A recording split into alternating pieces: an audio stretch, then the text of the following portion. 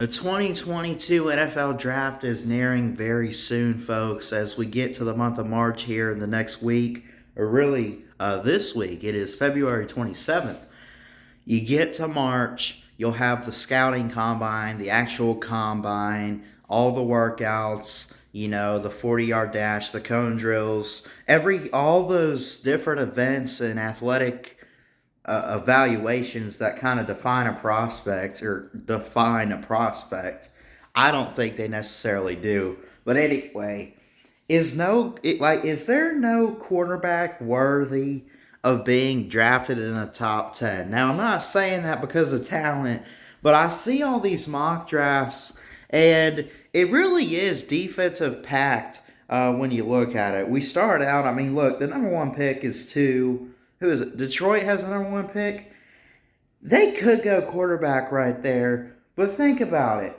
I think the quarterback class starts with either Matt Corral or Kenny Pickett. Now, I want to show you guys something.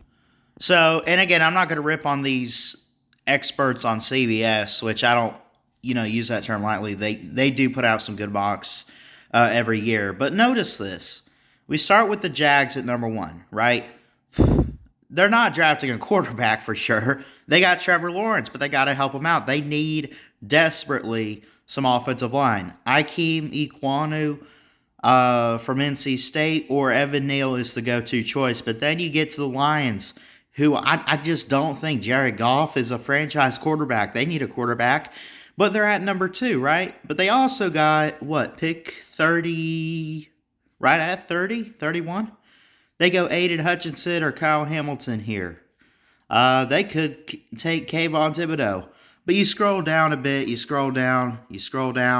You don't get a quarterback for these guys until, they make a mock trade. One of these guys makes a mock trade with Pittsburgh, with the Seahawks taking Kenny Pickett. Are they trying to get rid of Russell Wilson? But bottom line is you don't get a quarterback in mock drafts. Really any. I mean, it's not just these guys. You really don't get a quarterback drafted until outside the top 10. Which I don't know. It's so weird to have that. Because last year we had, Trevor Lawrence, Justin Fields, Mac Jones. I mean, he went 15 to the Patriots. You've had Joe Burrow. You've had Tua. You've had all these different quarterbacks for quite some time. It's been a little while since we had a draft where a quarterback was not necessarily not taken in the first round, but outside the top 10 first off, right? Now, let me add, this is where I want to make this video, and I beg the question, is there a quarterback? And I want to hear from you guys. First off, are any quarterbacks going in the top 10 at all? That's what I want to hear from you guys. And are these quarterbacks, and again, I'm not here to rip on them, but I mean, Malik Willis, Matt Corral from Ole Miss, Kenny Pickett, they're very talented, but they're not the Joe Burrows, the Justin Fields, the Trevor Lawrences, but are they really worth taking in the top 10?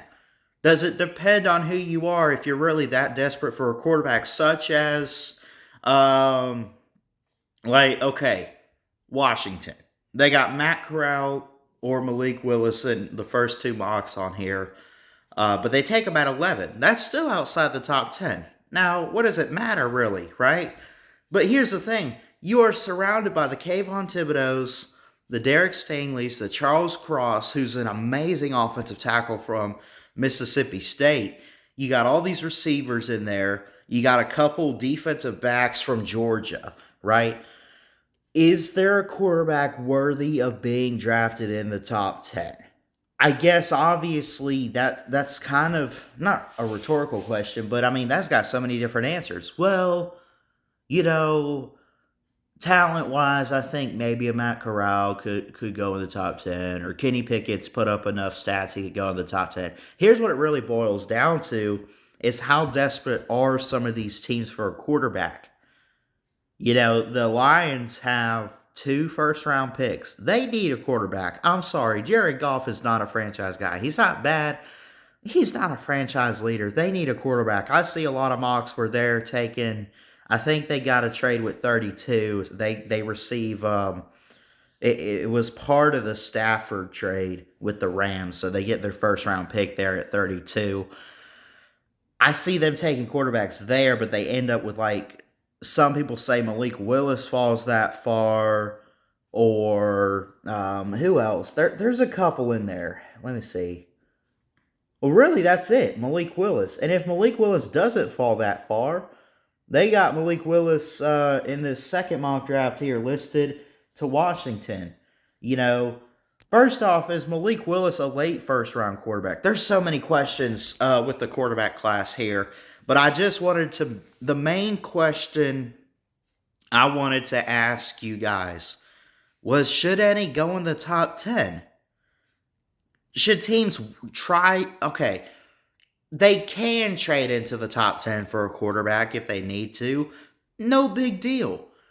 Should they even bother trying to trade in the top 10? Or should they just sit there, like if you're a Washington at 11, or if you're a team like, what's another one? Like the Lions, do you wait till the late first round? The Houston Texans, I mean, the Houston Texans need a quarterback because of the Deshaun Watson stuff. But here's the thing. They also got some other needs. Do they wait? Do they waste like, you got all this other talent they could take at 3. I see them taking Evan Neal here, Aiden Hutchinson, or Derek Stingley. They could even take Kayvon Thibodeau. There's so many different options there. We are defensive packed for this year's draft. So the quarterback class it's got some very talented quarterbacks. It's very strong. It's very good. You got Malik. I think Malik Willis is amazing. I think he's got a strong arm. He's very mobile. I think he would fit with like the Broncos or the Steelers, in my opinion. You got Matt Corral. You got Kenny Pickett. We know what he did this past year for Pittsburgh. It was incredible to see. You got all these quarterbacks. They're very talented, right? But is it that you're seeing in these mock drafts? Here's where I'll end, folks, and I want to hear from you guys. Are they not worth taking in the top 10?